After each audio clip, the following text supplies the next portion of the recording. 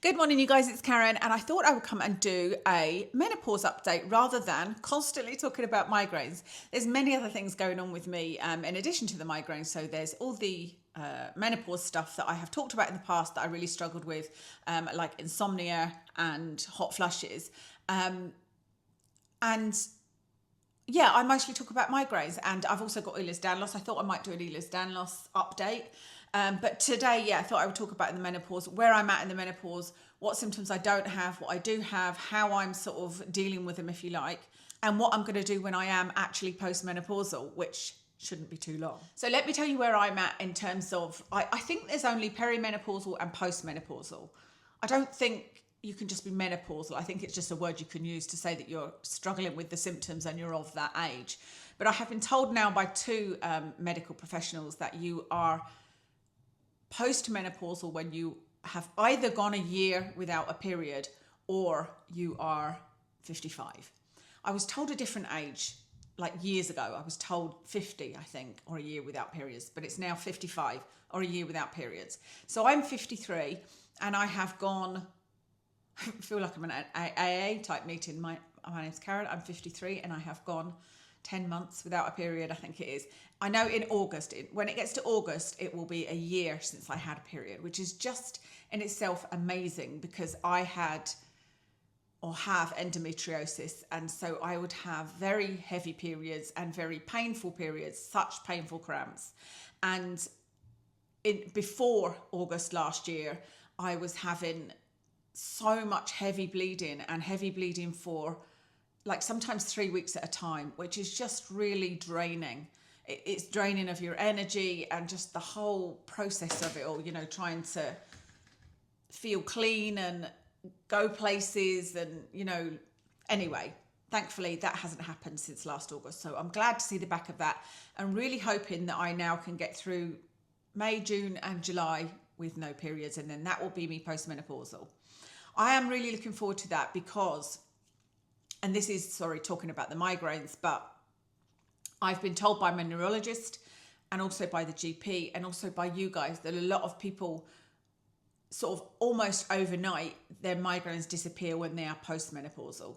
I've only got a slight hope of that happening because that normally happens to people that had hormonal migraines that would notice things worse at a certain time of the month and better at others.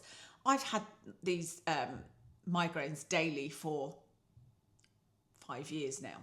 So they didn't really follow that pattern, but I'm still hoping that there might be a huge improvement when I'm postmenopausal. Sadly, it's a 50-50 chance. And the neurologist told me this, that some people for some women, it gets worse. But we'll see what happens. So yeah, in August, I will be considered postmenopausal and it will be really interesting to me at that point to see what happens to my menopausal symptoms. So the symptoms that I have had, I was actually looking up the symptoms and thinking out of all of them, I've really only had insomnia and hot flushes. And of those, the insomnia has been the absolute hardest to deal with. And the insomnia isn't caused by the hot flushes, but I also have hot flushes at night. I don't have night sweats very often. I have had them in the past, but I don't have them very often. It's more just like I suddenly feel this heat throughout my body in the night and I have to throw the covers off and just for a few minutes lay there with nothing. And that kind of cools me down and then I'm cold and then I pull the covers back on me, and this can happen like 2 or 3 times a night. So it's not too much. That's not too severe a symptom. The insomnia, however, has just been crazy, and that's been for the last sort of, I think 3 years, something like that. And it seems to go in phases. Actually, it seems to be that I go for months not being able to sleep at all, and then all of a sudden I'll get a good night's sleep, and then I get a few nights good night's sleep, and then it goes back to being insomnia. For the last, I would say, month or so, I've had insomnia that hasn't been quite as bad as it was before. And I think that may be because of the Gabapentin I'm on. So I'm on Gabapentin for the migraines, but also because the HRT that I took, I had to stop because it made my migraines worse. And so I can't take that for the hot flushes and insomnia, but gabapentin is known to work on hot flushes and insomnia. The gabapentin definitely helps, but I feel like my body might be getting used to it now, and sort of creeping back into the issues, because I have had now hot flushes at night, and I'm also, like I said, struggling with the insomnia. The insomnia, like I said, is not as bad in that I'm not lying awake for hours. I'm not waking up and staying awake, but I'm waking up a lot. So I go to bed at like 9:30, say 9, 9:30, and I might read a little bit. So I'm asleep by 10. I will wake up again about 11:30, 12 and think that I've had a whole night's sleep. And I look at the clock and it's like not even midnight. I do tend to be able to drop back off to sleep. I then tend to wake up again about 1 o'clock. I then seem to be able to get back off to sleep until about 3, 4 o'clock. It depends what my neighbour's doing, because I have a neighbour that likes to get up at 3 a.m. and bang about every single morning. She leaves for work at 5 a.m, but she gets up at 3. I think she does her yoga. I don't know how that makes so much noise, but it does. I see her on my front door camera shaking her yoga mat. Anyway, so that disturbs me, but then I can drift back off until 5. I'm generally awake about 5:30, 6 o'clock, which is fine, because in the week we get up at 6:30 or 6:15, and then at the weekend I try to see if I can get to 7 o'clock before I get up. So it's not too bad at the moment, but I'm not getting the best sleep. I would love to just drop off to sleep and sleep for a solid 7 hours, and I cannot remember the last time that happened. So that's where I'm at with the insomnia. And the hot flushes, like I said, they're not as bothersome. They are happening, but they're not something that they're a bit unpleasant, but they're not driving me crazy. You know, they pass very quickly, and they're not too often. I don't know whether you would count the problems of me running to the loo all the time as menopausal, because they're problems I've had since my 30s. Because, well, I've had bladder problems since I was a teenager. If you've heard me talking in my videos about all the bladder treatments I've had and whatnot, I've had that as a problem. My bladder is now, I would say it is the best it's ever been. Honestly, it's the best it's ever been. I can go for hours without going to the bathroom, but it's not like that every single day. But most days I'm doing pretty well. I don't have to worry as much as I used to. For example, I'm going to put my car in for an MOT, and I worry about that because I generally then walk to collect my car and drive home, and the walk is about half an hour. And one time I did that, I was in absolute agony by the time I got there. And it isn't a place, it's a tiny little garage. It isn't a place that you're going to ask to use the toilet. I probably could have, I suppose, but you know, all these blokes, and I had Watson with me, and yeah, I paid, got in my car and drove home, and I was in agony. But I think I'll be all right now. I haven't had that sort of agony feeling for a long time. And I seem to be able to often go through the whole night, even when I'm awake, without going to the bathroom. Now, like I said, that isn't consistent. So the last couple of nights I have got up at like 1 o'clock for a wee, and then again at 3 o'clock for a wee. And so that's happened the last couple of nights, but that does sometimes happen, and then it goes away. I don't know whether it's down to how much I'm drinking during the day, you know, how hydrated I am. So yeah, bladder issues isn't a major one for me. Other symptoms that I have read about are, I know that I haven't had the vaginal dryness. I know that I know somebody that has real problems with that, like to the point where it's really, really painful. And so I'm so glad I don't have that, but that's a friend of mine. Low mood or anxiety. I do have low mood now and then, but I think that's been more to do with my migraines than just a low mood. But I have had days where I just wake up and feel in a bad mood. And again, I know I've got another friend that has struggled with that. She's now doing much better now. She's on HRT. But I have had days where I've just, for no particular reason, felt both really angry and also really tearful, and felt like anything could set me off. And I would either lose my temper or I could cry, you know. I have had a few days like that. I suspect that's menopause. Hot flushes, night sweats, vaginal dryness, difficulty sleeping. Yeah, I talked about that. Reduced sex drive, so low libido. Well, I already struggle with low libido because I'm not taking them as much now, but I take these tablets which are for polycystic ovary that actually reduce your libido. So I wouldn't know, it's not any worse than it was. Problems with memory and concentration. Yes, absolutely. I've had problems with memory. Well, I've always had problems with concentration my whole life. If you read my school reports, they'll say, she can't concentrate for very long, is easily distracted, all of that. And now I'm like, what was I saying? So that just proves it. Memory. Problems with memory. I do feel like my memory is worse. But when I say it to Kev, he doesn't think it is. He'll say, no, you've always been like that. I'll say, I can't think of the word for something, and it's the word for something that's really obvious. And that, I feel like that's my memory. I just can't bring that word up. And he says, I've always been like that. I don't think so. I think it's got worse. So yeah, those are the symptoms I do and don't have. So the gabapentin was supposed to kind of cure the insomnia, I suppose, and it hasn't. The gabapentin is working pretty well for my migraines.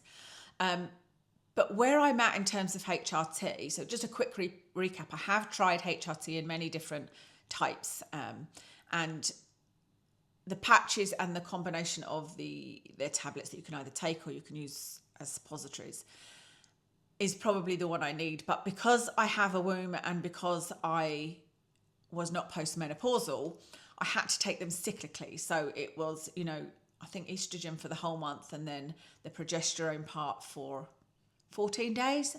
I can't remember exactly, but it was cyclical. And I found that to be such a pain. But not only that, the progesterone, whether I took it orally or whether I used it suppository wise, would make me bleed. So I was having irregular bleeding on the HRT, and I was getting these, it was making my headaches worse, making the headache part of my migraine much worse. So the doctor told me quite rightly that there is a study that shows if your migraines get worse on a HRT, you should not take it. And I think when I did a video saying I can't take HRT anymore because of the risk of stroke, people were thinking I was saying I can't take HRT because I have migraines. And that's not the case. You can take HRT with migraines. But if they make your migraines worse, there was a study done that increases your risk of stroke. So that was one of the reasons I stopped it, but also because it was making my headaches worse and my migraines were bad enough, So I tried it a couple of times and stopped it. But I do feel that the reason it was making my headaches worse was because it was cyclical. So because the hormones were going, increasing for 2 weeks, then decreasing for 2 weeks, then increasing for 2 weeks, then decreasing for 2 weeks. It wasn't steady. Whereas I think once I'm postmenopausal and I have no estrogen left, and I have, not none, but almost no estrogen and almost no progesterone, I think that then I will be able to do continuous HRT, which means that I will be taking the same amount of estrogen and progesterone every single day. And I don't have to work out 14 days here, 14 days there and all of that. You just take the same thing every single day. So it will be more constant, and that might then help. To me, it may help my migraines, but it will also help. I feel like it will help with the insomnia, and it will help with the hot flushes. I haven't had any hot flushes during the day, I should have said. Not struggling with that at all. So my intention is to get to August and see where I'm at with the migraines and see where I'm at with the insomnia, etc. at the time. And I think I'm going to ask then if I can try the HRT again. If my migraines are really bad, then I'm not going to try it because I think it's just asking for trouble. But I've had a little bit of improvement, as you guys know. I'm not struggling quite as much. So I would like to try continuous HRT, which would mean taking it for a full month and seeing what happened at the end of that month. If it was then again that it just exacerbated my migraines and my headaches, then it would just be a no for me. Never try it again, because it would just mean that that type of estrogen, any type of synthetic estrogen, is just not going to help me. It's going to give me headaches. So, and there was one doctor that said to me, even if your headaches go away, she thinks that if I take it again, I'll just get headaches again. So we'll see. But I have to keep that in my kind of arsenal, if you like, or in my hope chest, to think that, okay, maybe in August I'll be able to take HRT. Who knows? It might help my migraines, but hopefully it will help my insomnia, because getting sleep is so important. And I think that's half the reason why I've got these bags under my eyes, you know. Like, I had a pretty good sleep last night and they don't look half as bad today as they have done the last couple of days. So, you know, it helps in so many areas, and it's just, you just feel weird if you don't sleep. You know, you get to a point where you're like, I just feel like I'm sort of robotic, you know, you're just sort of not really with it, because all you need is sleep, but you're not tired enough to, you know, you just can't get to sleep and stay asleep. It's just infuriating. So I think that's all there is to update you on that. I would love to know how you guys are doing. What have you been using to help you? How many of you are on HRT? Is it something that a lot of you are on? Have you tried all different kinds? I really need to get my head around whether it would be worth going to see a private consultant, because it's a lot of money, you know, and I'm seeing a private consultant in 3 weeks' time for my migraines, and it's a pain specialist, and it's £250 just to see him for half an hour. And I have to go through that consult in order to he's going to do the occipital nerve block, so the nerve block injection in the back of my head. But I have to go for that consult first and hope that he then agrees to do it. And then I have to wait, I think, 6 to 8 weeks, because he's got a waiting list for this procedure. That procedure is then another £400 or £500. You know, it's crazy. So I would love to go and see a private specialist, a hormone specialist, but I would just be concerned that, you know, that they would then want all sorts of blood tests. I don't really understand how blood tests can work. From my understanding is your hormones vary so much every day that a blood test doesn't actually tell you anything unless you had like a blood test for 4 or 5 days in a row, you know. And I feel like they would just be wanting to give me loads of things that were really expensive. And it's like, well, how am I going to maintain this? Like, I could pay it off. I could pay for a one-off appointment, but to be paying regularly hundreds of pounds is just not going to be possible, you know. So I don't know. I'm thinking about that, and I don't know whether it would end up being things that were already what I was getting on the NHS. I don't know. I need to look a little bit more into the whole bioidentical, and is it synthetic and is it not, and all of the rest of that. That's something else I will consider in August once I am postmenopausal. I want to be at that point where I can just confidently say, that's me postmenopausal. These are the issues I have. But it would be good to see somebody, because I'm so complex as well. Because I think the other thing is, I should mention this, I've got polycystic ovary syndrome, and the symptoms I get from that are very oily, greasy skin, very oily, greasy hair, breakouts, really bad moods, really like up and down moods. So that's something else that is very similar to menopause. But I've been successfully on the drug called cyproterone acetate, for many, many years, like 15 years at least. And it's something that you take for the first 10 calendar days every month. I've actually taken it less the last couple of years. And the gynecologist that I saw and talked about this medication with was when I was working at the hospital, and he said to me that he was happy for me to play around with the doses, and he told me if ever I found out a dosage that worked really well for me to let him know, because he said if you want you can take it every other day for the first 20 days, or, you know, whatever you feel, or just take it for 7 days, see how that works. So I already knew the guy because I was working with him on some studies that he was doing, on some research studies. And so, yeah, it was nice that he gave me that option, you know, to mess around with the doses. But I've been on that for years, and I have to stop that once I am postmenopausal. Like, I no longer take cyproterone acetate. But I still have symptoms of polycystic ovary, but nowhere near as much as I used to, which is why I don't tend to take it. I used to notice if I needed to take it because I'd feel really crabby. My skin would be really oily. My hair would be really oily. And like I said, I don't get that quite as much. What I notice is I feel really crabby, I'll take them. Or I have carb cravings, that's the other thing. Even on, you guys know I take Wegovy, I would have carb cravings, and that would kind of signal that my hormones were a bit out of whack. And I would have a look and go, oh yeah, I need to take my cyproterone. But I need to stop that in August. So yeah, I said I was going to go, and then I just didn't go anywhere, did I? I just kept talking to you guys. But yeah, I might think about seeing a specialist. I think that's what I was saying, because I'm a complex case because of the polycystic ovary and because of the migraine. Mostly because of the migraine. That really is everything. I will let you go. Thank you so much for watching. I hope you guys are doing well, and I'll speak to you again soon.